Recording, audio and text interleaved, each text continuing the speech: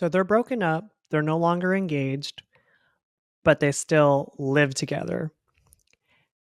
And this man's mansion is so big that they live on opposite wings of the mansion and can go days or weeks at a time without having to see or interact with each other.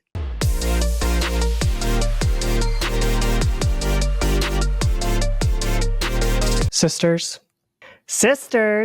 and yes, you misters, welcome to another episode of Relation Sis, where we talk about not only relationships with others, but more importantly, relationships with ourselves. My name is Cara, and I am your Relation Sis. Today, we are talking about the one with the millionaire. And I promised y'all a super fun co-host. So joining me today is my bestie, Sandra. Hi, sisters. Yeah, I'm Sandra, Cara's bestie.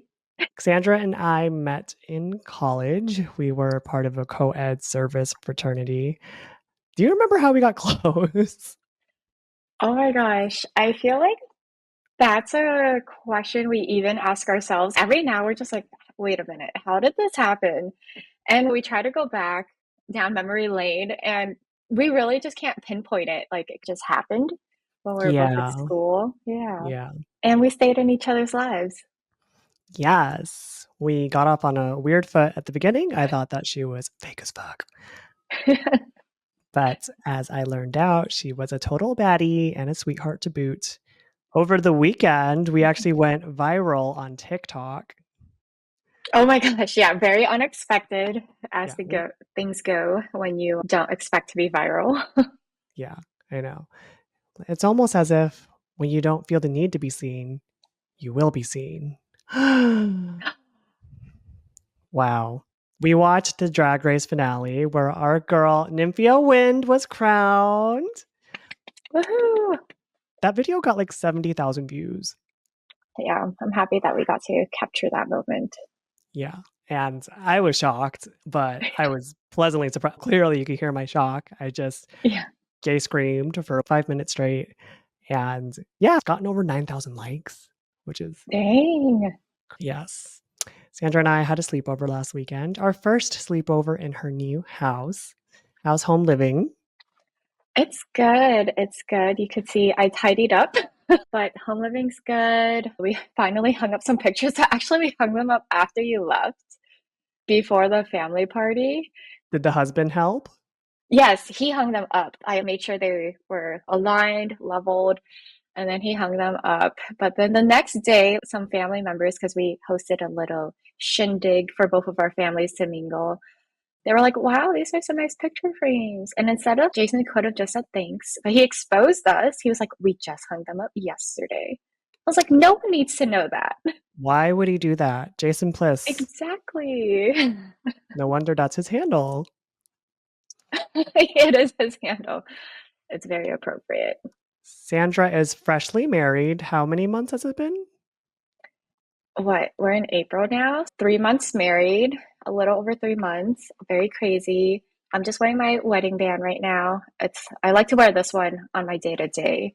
So we just did a civil ceremony in January. We did civil bands for each other with our initials engraved on the inside. And then when we have our wedding event, that's when we're gonna get the blinged out ones.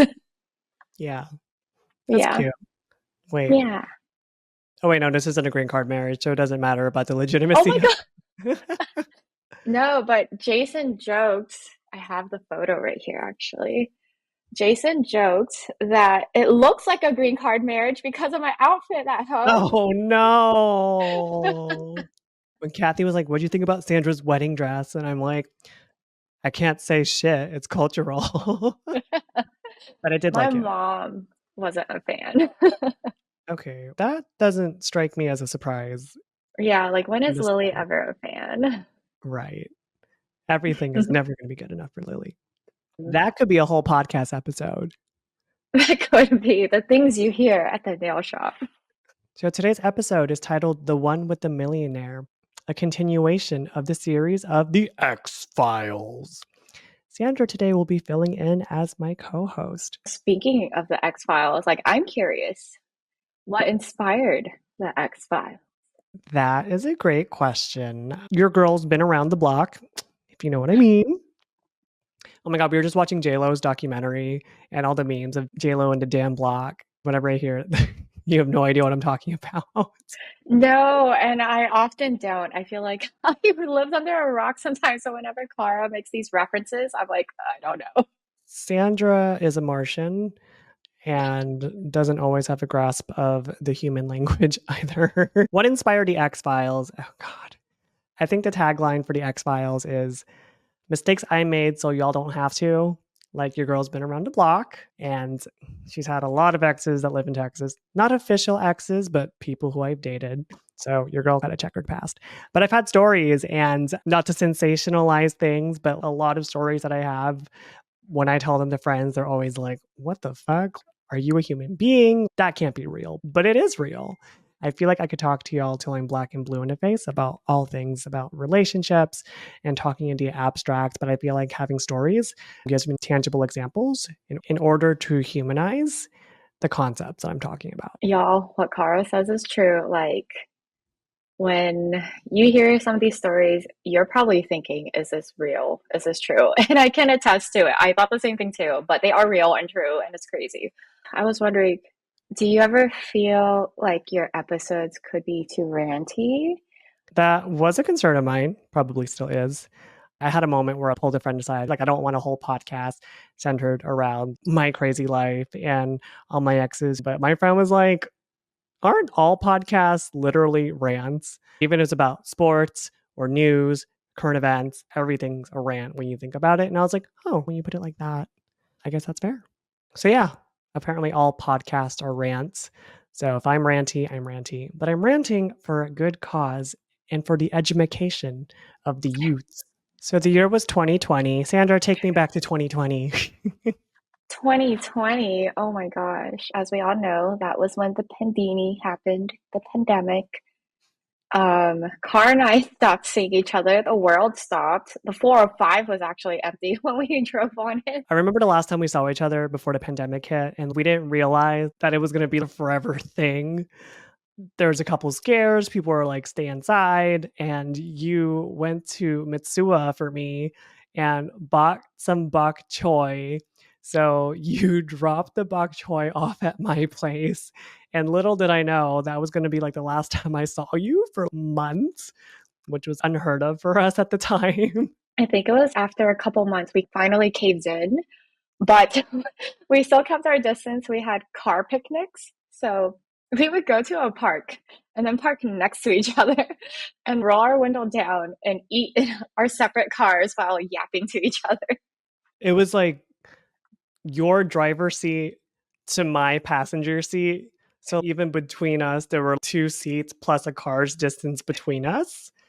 And if we were going to sample each other's dishes, we would literally have to stretch and push it through the open window and hand it to the other person.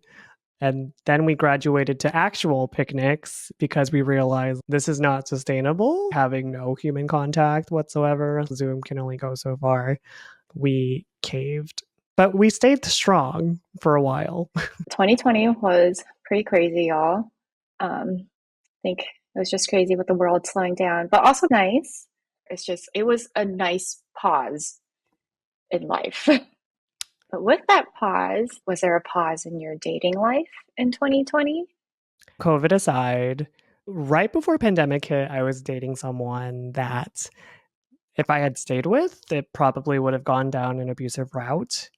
And it was from that relationship that I realized just how broken I was. Like after a breakup, especially one of that magnitude, I couldn't tell my ass from my elbow at that point.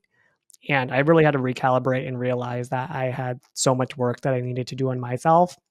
And I said in a previous episode that 38-year-old was the one that started it all. But really, it was that relationship that immediately preceded the pandemic. Mm. That was the one that essentially led me down this journey of self-discovery and working on myself. And again, the pandemic really helped in aiding me to have that time to reflect and learn those hard lessons and undo all that collateral damage and to start the healing process. We couldn't date during pandemic anyway, but I took at least like a 9-month hiatus from dating to just really be by myself And it was something that I really needed. Right, you took a 9-month hiatus in 2020 from dating. So I was wondering, probably after that, you got on, and was the app Grinder? Yeah. So after I got the vaccination, I was feeling ready to get out there and mingle. And what was the easiest app to hop back onto was Grinder. Not my best decision by any means. I feel like my relationship with Grinder is, I liken it to an abusive relationship. You come back to it time and time again. You tell yourself it's going to be different this time, that it's going to be better. And then you get back into it. And then you get overwhelming evidence for why you shouldn't have come back in the first place. And it's just this kind of nasty, toxic cycle. How was your dating history with Grinder during that time, during that 2020 time period? God, it was like a who's who of relationship crap. It was the Millionaire, and then it was the assault, and then it was the green card marriage, and then it was 38-year-old. And then I met the love of my life and never had to get on another dating app ever again. But that's a story for another day. And I'm not saying it's impossible for good things to come out of Grinder. Like there are definitely Grinder success stories of people who found love, but I just feel like it's such a dark, seedy place of like all the worst parts of our community. It's rampant hookup culture and it's like instant gratification. And you literally have how far you are from someone by feet. What other app does that? I didn't realize it was by feet. By feet. What was Gauge the reading. closest that you've ever seen? Like 1 foot away? Oh no, like when you meet up with someone in person, it's 0 feet away. Yeah. So sometimes it's literally 300 feet, and then you're looking at your phone like a Oh my compass. Like, God. which way is it? That's like the next block over. No, and it's pretty accurate. So don't know what they're doing with that data, but yeah. Yeah. So you went through a few people, or you mentioned a few of the ones with who was that first person who messaged you? This episode is called The One with the Millionaire. Him, And what was this millionaire's profile like? it probably said something to the effect of tall. And again, your first day back on Grinder, you'll get an influx. And so within the first hour, it was already like 50 to 100 individual messages. Again, I don't know if this was the universe's workings, but for whatever reason, his profile was the one that stuck out to me. Tall, successful, British. I realized that not all British accents are created equally. Thankfully, he had a pleasant British accent. But pretty soon after messaging, we got on a FaceTime call. I'm a fan of FaceTime dates. I think that they get a lot of the brass tacks out of the way within 10 seconds of hopping on a call with someone, whether or not you're feeling their vibe. So what was your first FaceTime date with him like? It was pleasant. It was a get to know you call. When I first saw him as a moving picture instead of the pictures that he posted on his profile said that he was 39. I didn't necessarily know if I believed him. And if he was in fact 39, I think if I were him, I would have lied and said he was a little bit older so that people could say that he looks great for his age. I don't know. I'm a teeth girl and his were suspect, but I am partial to a British accent. So we had that going for him. In our first FaceTime date, it became abundantly clear that he was, for lack of a better word, successful. He mentioned that he traveled for work. And when he was traveling, he had property in multiple places, including the UK and states within the US, including in New York City, which is not a cheap place to live. So I was impressed by that. I mean, damn, like multiple properties just around the globe in this economy. Right? Yeah. So he had that going for him. At some point, he did mention that he was looking for a unicorn. Unicorn? Maybe this is just a Kara thing and Kara's just making things up. A unicorn is essentially, well, unicorns are known to be mythical creatures, right? That they not exist. In the context of this, in Kara speak or in transland, unicorn can refer to someone who's trans who can take the role of being the dom or being the top. He was on Grindr. He was only interested in trans women. But one of the things that he was wanting to explore or wanting to meet was a unicorn. And I fit that bill. Also, at some point, he did mention that there were things that he wanted to talk about in person if we were to meet in person, which not cryptic at all. Yeah, so he just casually drops the multiple properties, wants a unicorn, and also, hey, I have a secret, but I'm not going to tell you right now.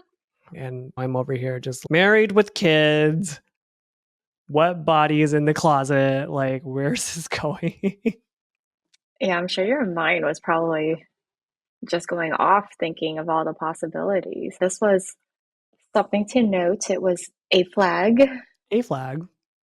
Not Yeah. necessarily red, not necessarily beige, just a flag. So since he found you a unicorn, did the millionaire tell anyone about you? Yeah, so he actually did mention that he had told his mom about me. And again, this was very early, like within a couple FaceTime dates. And we hadn't even met in person yet at that point. And I don't know, but I feel like when men say that their best friend is their mom, it can so go either way. It's it's like it could be mama's boy, it could be monster in law. You'll never be good enough for my boy. But prior to this, someone being open about their attraction to trans women wasn't the norm. So for him to have told his mom about me and what kind of girl I was, I guess it was just something else to take note of. it Like, was more information. yeah, more information. But Always. yeah, it's like okay, he has a secret. He's best friends with his mom, and he's looking for a unicorn, and he has potentially found one. So he told his mom, but not that part, I would think. I would sure hope not. Yeah. Guess who's coming home for dinner?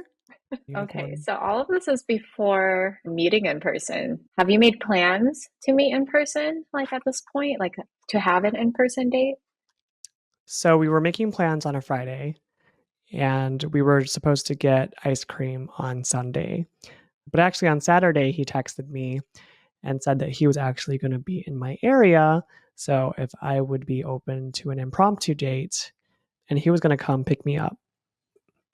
And I don't know if this is going to date me, but back in my day, having someone pick you up at your place wasn't out of the norm. But I feel like, especially now, stranger danger is real. So looking back at it now, would I have ever done that? Had someone pick me up from my address in their car?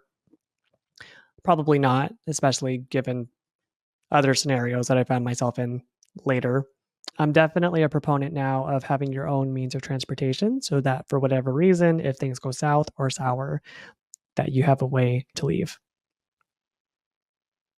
I also am a proponent of that. But yes, he picked me up from my place in his car, one of his 4 cars, but guess which car it was? Which car? His fucking smart car. And this was a tall man. He was 6'4". And a smart car is essentially a vehicle that's really only made for 2 people. It feels like a death mobile. So this 6'4" man with his lanky frame and his long ass legs driving in this toy car of a vehicle picked me up in his sweet ride. You must have been so loud, so rude. A Yeah. smart car in LA makes sense for street parking, but I feel like that is not a problem for him. He was, I feel like he was probably touching the ceiling of the car. Just about. I will say that the smart car is convenient for parking because it can just fit in every nook and cranny. So I'll give him that. But for a first date, as my chariot awaits, Yeah, interesting choice. I don't even know what other three cars he's have, but interesting to choose the smart car for this impromptu date. Okay, so he picks you up in the tiny car and whisks you away. Tell me more about this special place. So we start driving up PCH, and again, he hasn't told me where exactly we're going. And so we end up in the Malibu Mountains. And the Malibu Mountains is a place that pretty much once you get off PCH, off the main road, it's like nothing but forest. Like I'm talking maybe one convenience store at the bottom of the mountain, but once you start driving up, it's no man's land. There's no civilization. And so we're just driving up and up and up the mountain. And I'm like, where are we going? Finally, the car comes to a stop. And the only thing that's standing in our car's way is literally a piece of chain that's latched onto a wooden pole. And I'm like, where are we? Where are we going? What is this? This man has so much money that he bought the top part of a mountain in Malibu for the sole purpose of keeping it undeveloped. I guess he is the one that's a millionaire. But Right. that's crazy. Like he was able to get you guys up the mountain in the smart car to get to this tiny chain that he probably put up himself. Okay, we weren't off-roading or anything. Like Yeah. up I until that guess point. after the chain, it's off-roading, right? Yeah. And again, this chain link, I don't even know what to call it. It was something that literally, if you just walked out of your car, you could just walk around the two wooden posts and just trespass up the top part of his mountain. Can you imagine? People are like, get off my lawn. But no, get off my part of the mountain. Oh my God. I paid millions for this piece of real estate for the sole purpose of keeping it undeveloped. Okay, like that's low key a flex. Not many people can say that. Oh, yeah, this little thing, yeah, just bought it so that no one could do anything to it. He gets out and he unlocks the chain from the wooden posts. It's essentially the only thing that's holding this chain together is a carabiner and I don't know, a white rope. It's not an impressive looking thing. Sounds very DIY. All Right. his budget went to the top of the mountain. So he undoes the link, which we could have just driven over it, to be honest. And he was like, oh yeah, I was thinking about paving this mountain, but that would have cost me $1 million, which would have cost more than the cost of the piece of land itself. So I just kept it undeveloped. So we're just bumping up this mountain. And then we In your finally little get smart car. in our smart car, in our Deathmobile, we finally get to the top of the mountain. And all there is on this piece of land is a picnic table and a hammock hanging on two trees. There's a picnic bench and a hammock. Does he try to invite you to one of them or lets you choose? I think it was what I think it was Lady's Choice. And as comforting as that hammock looked, I was like, okay, we're just gonna sit at this picnic table. At least a view. There was a view. I don't remember. I'm sure I took a video of it. I don't think it was all that impressive. But again, it was the flex. It was the Right. principle of, oh yeah, I just casually have enough money to just buy this piece of land. I think at some point it did come up that he would streak up there or it'd be the perfect place to get into some sinful deeds. And I was like, that's nice. Okay, he has a wild imagination. He really is probably up there saying, get off the top of my mountains to anyone else. But watch, okay. watch the mountain not even be his. He just found it and he saw the chain, like very low level security. Let me let myself up here. It's where he takes all his conquests. Oh God, a special place. I know a place. That's You know, what they say, right? Okay, so the special place is the top of a mountain and you're at a picnic table. Does he finally tell you his secret? he does. He sits me down and he tells me that, again, he's 39, allegedly. I don't know if I believe it. And For all intents and purposes, he's living the bachelor life, and he never thought that he was the marrying type and never thought that he'd find the right girl to marry. But while he was overseas, he fell in love and proposed to a woman, which is something that he never thought that he would do. And she lives internationally, so they're engaged. So she moves here with him stateside. At some point, the love was lost and they are no longer together. But it's a pandemic and there are no flights out. So she's been here stateside. Okay, that indeed was a secret. But what does this How? have to do with me? Yeah. So how did you respond to this? That's a lot to drop. Again, I guess it would just be a question of okay, y'all are no longer together, but where are her whereabouts? And what does this have to do with me? So he finally tells me the thing. Secret part two. Secret part two. So they're broken up, they're no longer engaged, but they still live together. And this man's mansion is so big that they live on opposite wings of the mansion and can go days or weeks at a time without having to see or interact with each other.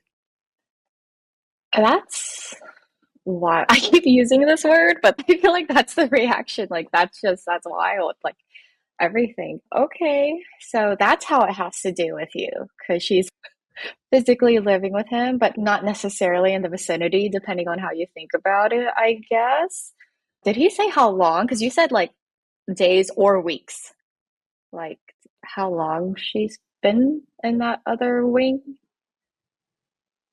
I'm guessing months. Like, Yeah. Yeah, she probably came before the pandemic got really serious. Okay, so she's in one wing and he's in the other wing. And how did you respond to this part, the secret part too? I mean, things were looking more and more bleak at that point. But here's the thing that sweetened the whole deal. So, his proposition to me is this: he'd love to keep seeing me, his unicorn. He'd like to go out on dates. He'd like to keep taking me out. He'd like to do the dirty things with me on the condition that I can never sleep over at his place. I would need to leave before the sun rises. I would need to go through the side entrance on the off chance that his ex-fiancée would come over to his side of the mansion. He wants you to come over and be a lady of the night, but not spend the night, whisk off into the night.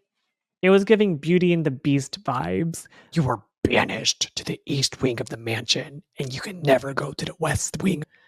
Like, of course, he banishes the Asian chick to the east wing. I'm just kidding. His ex-fiancée was Asian too. What a great proposal. But did you clock that back then?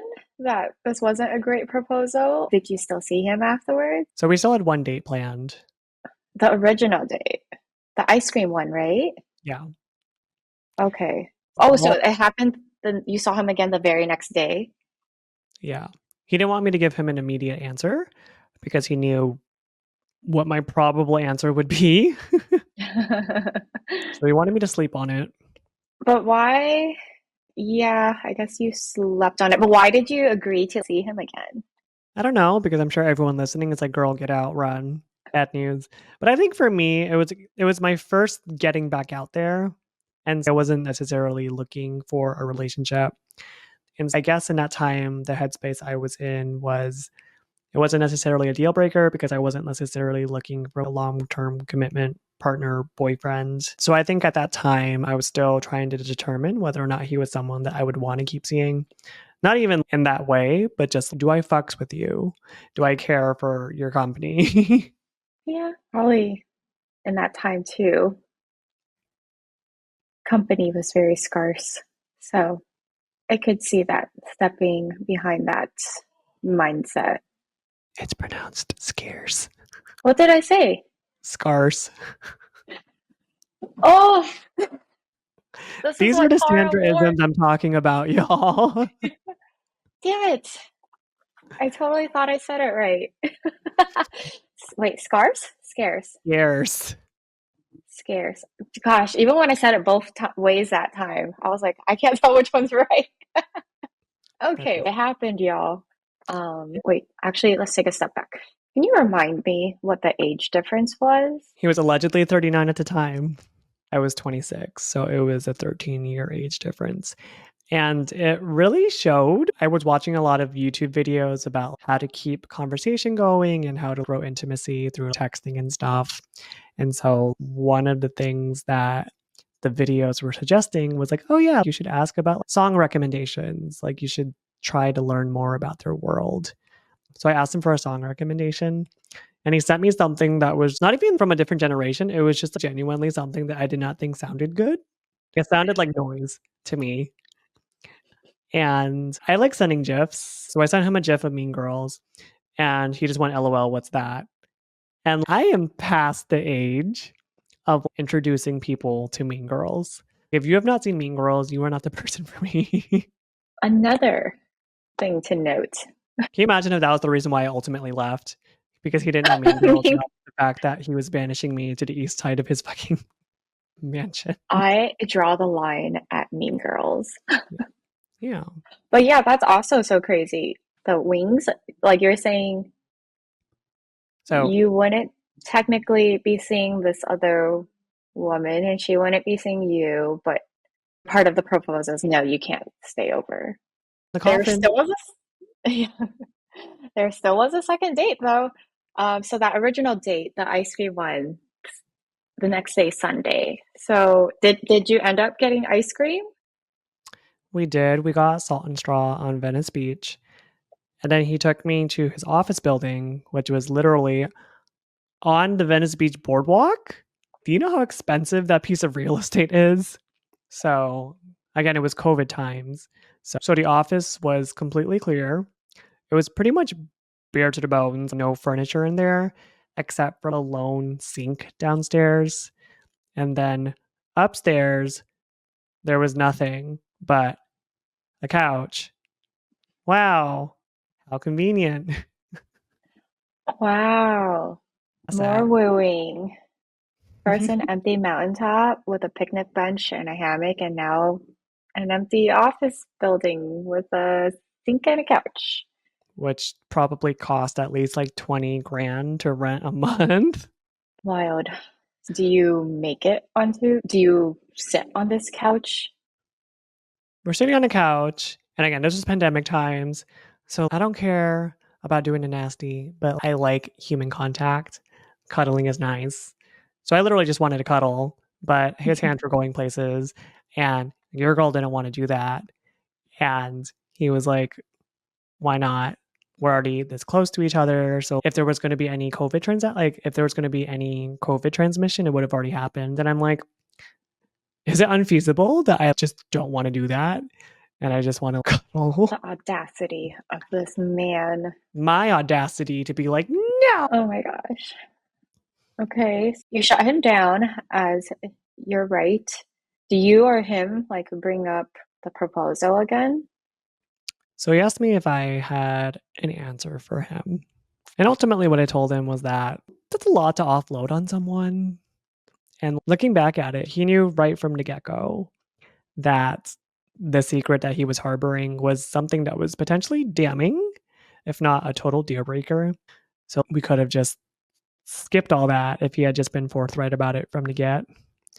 Also, the fact that his mom knows about me, but also knows about his circumstances. So your mom knows you're still living with your ex-fiance in your mansion, all the while you are trying to court another girl, not as a girlfriend, not with any emotional attachment, no formal commitment, just your lady of the night booty call that can never sleep over. Like, what about that is even remotely appealing in the slightest? Ultimately, I told him that he has his reasons for us not being able to be together. And I have my reality that as it is right now, the circumstances aren't aligned. That what I'm looking for is someone that I can see regularly, have a connection with, maybe have it blossom into being a relationship. And this proposition that he proposed was short of what I was looking for. And ultimately, what I deserve. I deserve to have all the things. I deserve to not be a lady of the night, someone that's hidden away. I've been used to being hidden away my whole life. But for this to be such a weird amalgamation of being able to go on dates and being able to be sexually intimate, but not have that commitment.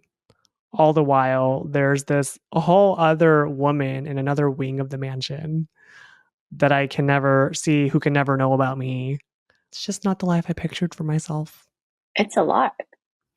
Also, it begs the question of okay, you can go days or weeks at a time without interacting with each other or seeing each other in your respective wings, but what business does she have going into your side of the mansion? Yeah, because then why is part of the proposal you couldn't sleep over? On Are the they, off chance that she does come over, yeah, like they have to be fucking, right? I think so. He's trying to have his cake and eat it too, probably. Right.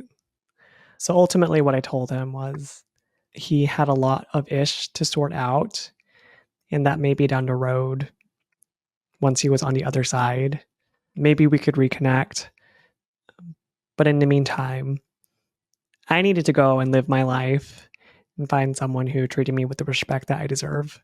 And he told me, is it bad that makes me even more attracted to you? He Oh my was God. like, what a line. But I told him, I was like, I know. Again, let's say I had taken him up on his proposition, all the while knowing that I was getting the short end of the stick. He would lose attraction for me because ultimately I would be going along with something that I didn't agree with. I would always be wanting more than what he was willing to give me. What kind of self respecting person would stay in that kind of situation? And again, he knew what he was doing was damning. He knew that it was going to be a deal breaker.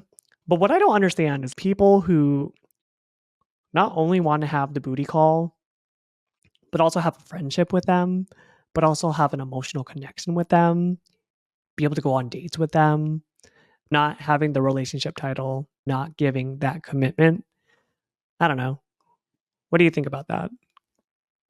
Uh, I feel like that's what a lot of people are running into nowadays with dating, or maybe it's always been a thing. Who knows? Or Situationship? who am I to know? Yeah, situationship. Or yeah, not even friends with benefits anymore because it's past that. They want more benefits. But yeah, a situationship. Oh my God. I feel like situationships are the bane of dating right now. And when you hear it as a third party, it's always get out. But I know when you're in the situationship, it's hard. You can have hope, or I'm sure that's why situationships go on for longer. But here, I'm glad that you were able to recognize it. And I know hindsight is 2020. That situation wasn't one you wanted to be part of. You did mention you're like, oh, maybe down the road. Does that mean you kept in touch, or was that it? Then maybe down the road is a line. Yeah, yeah. But the point is that I'm not waiting around for you. And I'm not banking on the fact that you're going to come back. In fact, I hope you don't come back. But even if you do, I hope you have the satisfaction of seeing that I didn't wait around. And that didn't stop me from living my life because I got a life to live. Because your girl deserves the whole damn cake. She wants to Mm-hmm. have it and eat it too. Because she can. Because she can. And I said that I was sure that he could find someone else that would take him up on his offer. But for his tall order of someone that he wanted to have an emotional connection with, have all the perks of being in a relationship with someone who is also as fine as me, as educated as me, who could be his unicorn because your girl is a unicorn. And that's the thing. It's those people that want that tall order of everything all in one, but also attached to that the circumstances that they know are not ideal. But there's only one me. There's only one you. I'm glad then that you guys did not keep in touch at all after that. He would text me periodically to see whether or not the door was still open. And every time I'd be like, are your circumstances so your circumstances? He'd go, yeah. And I'm like, peace. Bye. Bye. Like, looking back on it now, what are your takeaways from all that craziness? I think the thing that you need to keep reminding yourself when you're put in circumstances where, for whatever reason, there's something standing in the way of why you can't be together with someone, you need to remind yourself they have their reasons. I have my reality. That person's reasons could be the most legitimate reasons in the world for why y'all can't be together right now. But your reality is that for whatever reason, there's something standing in the way of y'all being together.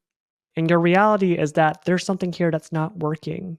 And as much as you would like to be with this person, it's not your job to go and try and fix that problem. It's not your job to try and go save that person. And you can't live your life waiting around for something that may or may never happen. And the only way that someone will come back around is if they see that you're living your life, that you're not waiting around for them. Say it louder for the folks in the back. But no, that's so true. And that is why Kara is our relation sis, because I could not have said that any better. As you could tell from earlier, I can't even articulate or speak in English. What are words? Wording is hard. What are words? Yeah, like speaking words, English, so difficult. But I digress. I'm glad that you got all those takeaways out from that. So we can learn from you and that you're able to share this experience with all your sisters. All my sisters. I do it for y'all. And that's what the X-Files is all about. I made all those mistakes, so y'all don't have to. Thank you for your sacrifice. You're very welcome. You see this wrinkle right here? That's from, no. Wrinkle? Oh, please. You always have gorgeous skin. Sandra's turning 29 this week. Oh, yes, I am. Yeah. You looking forward to that? Yeah, I am looking forward to it. I want to start slowly decorating because my hubby, Lil Mal hubby, husband, I'm getting used to saying that word still, but he is freaking out a little. Yeah. Is he gonna Yes, clock everything? Oh, we put that up last night. We put that up 2 hours ago. he probably will, but you know what? It's fine. Like my goal is to get the decorations up early, and that way, come Saturday during the day, it'll be a breeze, it'll be chill, and then at nighttime, so excited to see you and everyone else. Sandra, where can we find you on social? Oh my God. I guess I have one TikTok video, so you can find me there. Yeah. My handle is at Sandar period H. Period H. Sandar. Yeah, because Sandar was taken. Really? Yeah, I know. I was very sad. And I didn't want numbers, so I was like, let's just throw a period in there. Period. Period. Yeah, Sandar. Actually, so I was using Sandar because Jason was calling me Sandar. And then I realized the origin of it. He he got it from Dexter's Laboratory, Mandark. So omitting the Oh, I K. love that. Yeah, the one where he laughs all funny. I used to have a bowl cut like Mandark. Really? Actually, I think we all did. I did as a baby. Yeah. We all We had were that. all there. Yeah. Yeah. I felt that in my soul. Thank you, Sandra, so much for co-hosting this episode of Relation Sis. Thank you for having me. It was a joy to be on here. And I hope that I can be invited on again. And maybe next time we'll sit on my couch together. Yes. Once we work out the kinks of that. This episode was a struggle. Technical difficulties, y'all. We keep it real here on Relation Sis. Thank y'all so much for joining us. This was the one with the millionaire. If you're listening to this on Spotify or Apple, if you would consider following our podcast, we would really appreciate it. If you're watching this on YouTube, if you could like, comment, and subscribe. My name is Cara. And remember, somebody loves you. You. Bye.